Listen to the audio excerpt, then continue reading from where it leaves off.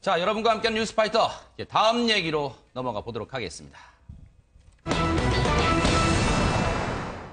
뭐 운전을 하다 보면 이러저러한 예상치 못한 일이 일어나긴 합니다만 어제 한 병원에서요, 정말 하마터면 큰일 날 뻔한, 큰 사고로 이어질 뻔한 일이 있었습니다. 홍순빈 아나운서, 어떤 일입니까? 네, 바로 어제 2시 50분쯤 경기도 고양시 일산 백병원에서 일어난 황당한 사건인데요. 네. 이 차량 한 대가 갑자기 병원으로 돌진을 해서 건물 지하로 이어지는 계단으로 추락을 합니다. 아유, 네. 네, 여기는 이제 여성 운전자와 또 여성의 아들, 10살 아들이 타고 있었는데 네. 둘은 뭐 가벼운 경상을 입었다고 하고요. 네. 그런데 이 차량이 건물로 돌진하는 과정에서 네. 주변에 있던 이 시민 6명이 함께 아유, 다쳤다고 합니다. 네. 그중에 한 명은 또 골절상을 입어서 현재 아유. 병원에 입원 중이라고 하는데요. 네네. 당시 이 건물 굉장히 이 분위기가 아수라장이 됐고 네. 또 유리문과 이 차량이 떨어지는 계단도 네. 심하게 파손이 됐다고 합니다. 네. 지금 저 화면만 봐도요, 김복준 의원님. 저는 마치 이 홍순빈 아나운서 설명 안 듣고 저것만 봤으면 요즘은 저런 이제 전시도 저렇게 좀 하잖아요. 일부러 저렇게 차를 전시해 놨나 예술 작품으로 그렇게 착각할 정도로 저렇게 서 있어요. 매달려. 네, 근데 뭐 시민분들 다쳤다고 하는데 병원에 찾았던 저 계단에 계셨던 분들 다치고 하마터면요 정말 큰일 날 뻔했습니다. 또 어떻게 저런 일이 일어날 수 있을까요? 이게 만약에 네. 고의는 아닐 겁니다. 네. 만약에 왜 고의가 저는 아니라고 우선 딱 생각을 했냐면 네. 자신의 아이들 10살짜리 뭐 어린아이들이 두 명 네. 타고 있었다고 하니까 네. 그것도 여성 운전자라고 얘기하셨죠? 네. 그렇다면 저건 고의는 아닐 거라고 생각했는데 저는 바로 생각이 드는 게 네. 저분이 아마 그 어떤 정차를 하고자 브레이크를 조작한다는 게 악셀을 밟는 바람에 가속해가지고 뛰어들어온 게 아닐까 이렇게 지금 현재 추정은 됩니다. 네. 예. 지금 부상을 당한 시민분들, 그리고 운전자 여성입니다. 그리고 그 운전자의 10살 된 아들이 그 차량에 같이 타고 있었는데 다행히 총 8명 모두 지금 부상을 당했습니다마는 다행히도 생명은 지장 없다고 하는데 당시 어떻게 이런 일이 일어났는지 경찰 얘기를 들어보시고 다시 돌아오겠습니다. 그 운전하시는 분이 그 오늘 그 병원 진료 때문에 병원을 찾아오셨어요. 그래가지고 거기 이제 그 병원 앞에 본관 앞에 그 회전 교차로가 있거든요.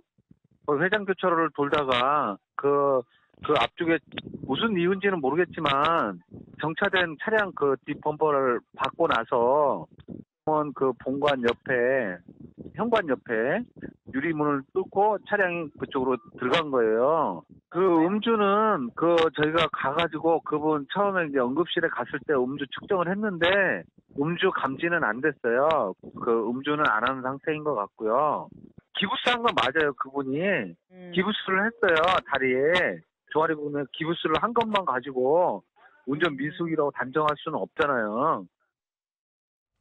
지금 이 경찰분의 얘기 중에 여러 가지 있습니다만 일단은 그 해당 병원 본관 앞에 아마 여러분들 많이 보셨을 거예요. 큰 도로상에는 많이 있잖아요. 큰 그 나무 같은 걸 심어놓은 그 로타리 역할하는 거기에 이제 회전 교차로가 병원 앞에 있는데 거기를 이렇게 쭉 이 차량이 돌다가 갑자기 그렇게 돌진했다는 게 지금 경찰의 얘기입니다. 회전 교차로가 있었는데 그 돌다가 무슨 이유인지 모르겠다. 경찰 지금 그래요. 무슨 이유인지 모르겠지만 정차된 차량 뒤 범퍼를 받고 나서 본관 옆에 현관으로 유리문을 뚫고 차량이 지금 이제 추락한 그런 사고인데 김성수 평론가님, 일단 지금 경찰도 신중하게 지금 조사를 하고 있습니다만 아직까지 뚜렷한 원인이 나오진 않은 것 같아요. 실제로 지금 이 상황에서 의심해 볼 수 있는 게 두 개 아닙니까? 하나는 운전 미숙으로 브레이크를 밟아야 되는데 악셀을 밟게 되는 경우. 네. 그래서 지금 주변에 그 여러 제보자들이 이분이 오른쪽 다리에 깁스를 하고 있었다는 제보를 막 한 거예요. 그리고 경찰도 그걸 확인한 것이고. 그러니까 네. 깁스를 하고 있었으니까 사실은 깁스한 상태에서 그 브레이크와 악셀을 자기가 다리의 감각이 둔하다 보니까 그럴 수 있겠네요. 잘못 밟을 수도 있는 거 아니에요. 그런데 아직까지 그건 단정할 수 없다 이렇게 얘기하고 있는 거는 혹시라도 급발진의 가능성이 또 있는 거 아닌가. 지금 이러다가 이제 급발진이 딱 됐다고 하면은 정말 맹렬한 속도로 그냥 바로 회전 교차로를 뭐 이렇게 그 미끄러지듯이 돌았을 테고 네. 그거를 운전을 하다가 그나마도 그 인명 피해를 줄이기 위해서 그런 노력을 하다가 건물로 뛰어들 가능성도 있기 때문에 이거는 일단 경찰에서 철저한 조사를 한 다음에 사고 원인을 언급해야 될 것 같습니다. 혹시요, 김복진 의원님.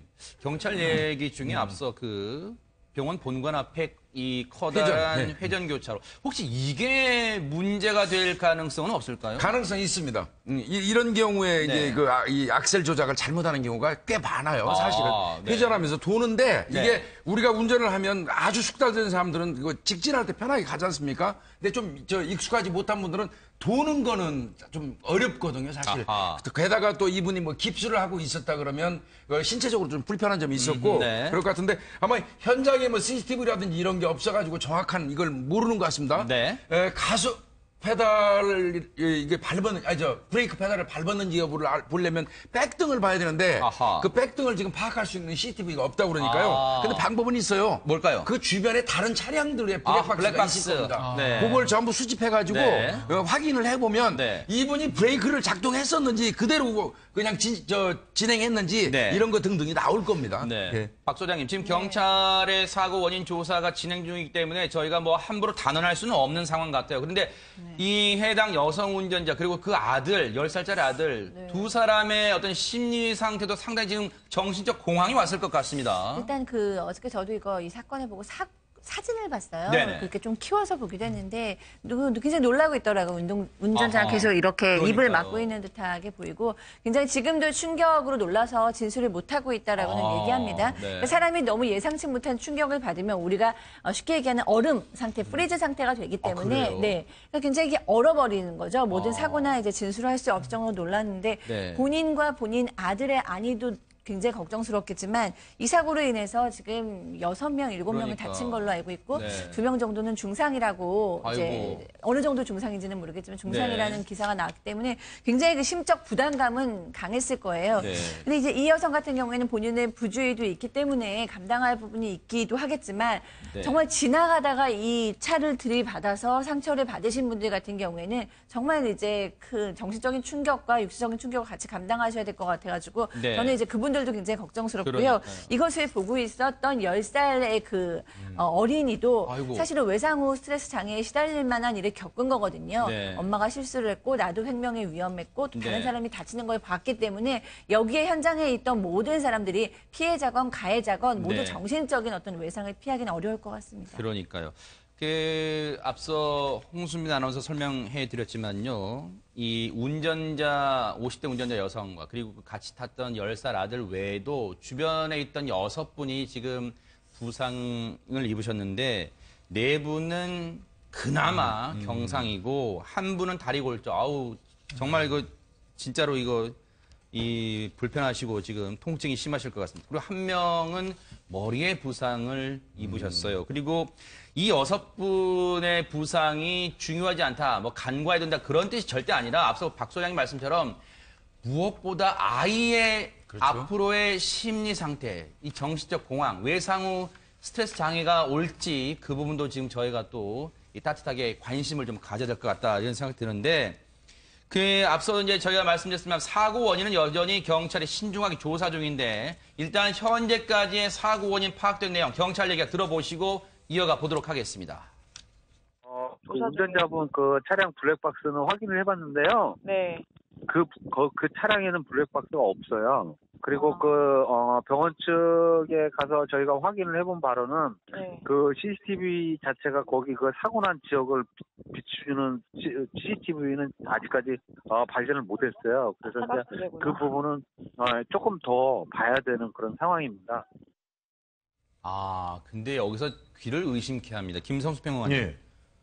요즘 같은 세상에 차량 내부에 블랙박스가 없대요. 이거 그러면 이거 없는 차들도 덜어 있습니다. 있어요. 아주 구형 차들. 실제로 지금 말씀하신 대로 좀 차가 좀 낡은 차인 경우 그리고 또 이제 배터리에 부담이 좀 있다고 생각되는 경우는 블랙박스를 제거하는 경우가 있죠. 왜냐하면 블랙박스를 계속 켜놨을 때 방전이 돼서 낭패를 겪는 경우가 많고 그런 부분이 이제 통계적으로 좀 여성 운전자들이 운전을 할 때 그런 위험들 때문에 블랙박스를 갖다가 좀 안 달거나 제거하는 그런 경우들이 있는데요. 뭐 사실 그 블랙박스를 달았을 경우에 이득이 더 많이 있어야 좀 더 이런 부분들을 갖다 좀 예방할 수 있지 않을까 생각을 하거든요. 그러니까 보험 쪽에서 요즘에 뭐 약간 그런 혜택들을 갖다 주는데 그런 혜택들을 좀 더 많이 줄 수 있도록 독려하고 해야 네. 범죄 예방이라든가 맞아요. 혹은 이런 사고에 있어서의 원인을 파악하는 데 도움이 되지 않을까 생각을 합니다. 네. 그러면 김복중 의원님, 예. 차량 내부에 블랙박스도 없고, 그리고 이 사고가 난 곳이 하필이면 CCTV 사각지대에 없고, 네. 경찰의 사고 원인 조사가 애를 먹을 수밖에 없다는 애먹죠. 생각입니다. 네. 예, 뭐 이건 당연히 애먹을 수밖에 없는데요. 그래서 이제 그 주변에서 이 돌진할 때 봤던 목격자, 네. 목격자도 찾아야 될 거고 아까 조금 전에 제가 말씀드린 것처럼 그 주변을 지나가던 블랙박스가 부착되어 있는 차량, 그 차량들을 찾으면 네. 이분이 브레이크 등이 들어왔었는지 여부, 뭐 이런 거 등등은 할 수 있을 거예요. 그래서 네. 요즘 차는 뭐 사실 뭐 10대 중 한 8대 정도는 네. 블랙박스를 부착하거든요. 네. 그래서 뭐 경찰에서 좀 신중하게 찾으면 네. 가능하리라고 봅니다. 이인철 변호사님, 제가 네. 이 기사에 달린 어떤 댓글 등을 좀 읽어봤는데, 이 여성 운전자가 오른쪽 다리에 깁스를 했잖아요. 네. 근데 이게 혹시 법적으로 혹시 뭐 법을 위반한 거 아니 논란이 되고 될 소지는 없냐 이런 의견을 올려주시더라고요. 어떻습니까? 몸이 불편한 환자분 같은 경우도 운전을 할 수가 있는데 아, 네. 그런 분은 특히 조심하셔야 됩니다. 사실 이런 분 같은 경우는 음주운전하고 졸음운전 같이 위험할 수가 있거든요. 아하, 본인이 그렇죠. 위급한 순간에 좀 제어하기가 어렵잖아요. 그러네요. 그래서 만약에 나중에 이제 이게 재판으로 갔을 때 이런 부분은 본인한테 굉장히 불리하게 작용할 수가 있어요. 재판부에서 물어볼 거 아닙니까? 다리에 깁스를 했는데 왜 운전하셨습니까? 그럴 경우에는 본인의 어떤 과실이나 이런 걸 적극적으로 본인이 무혐의를 입증하지 못하면 본인이 굉장히 나중에 불리할 수가 있는데요. 근데 또 이런 게 있습니다. 만약에 이분이 그 종합보험에 가입을 했으면 네. 뭐 음주운이라든지 뭐 중환호체범 같은 그런 중과실이 아니면 또 면책되는 그런 규정이 있거든요. 네. 그래서 앞으로 이 차제에 사실 운전면허가 우리나라가 너무 쉽게 발급이 되잖아요. 네. 그래서 운전면허 발급도 좀 엄격하게 할 것이고 나중에 이제 갱신할 때라든지 아니면 이렇게 몸이 좀 불편하신 분들은 당분간은 좀 운전을 좀 못하는 그런 조치를 좀 취했으면 좋겠습니다. 네. 물론 이 오른쪽 다리에 깁스를 한 채 운전을 할 수밖에 없는 또 급박한 상황이 본인에게 있었을 겁니다. 하지만 그래도 제일 중요한 건 천만다행으로 이나마 그럼요. 이 정도에서 그쳤기에 다행이다 이런 생각도 해봅니다. 경찰이 철저한 사고 원인을 조사해 주기를 또 기대해 보겠습니다.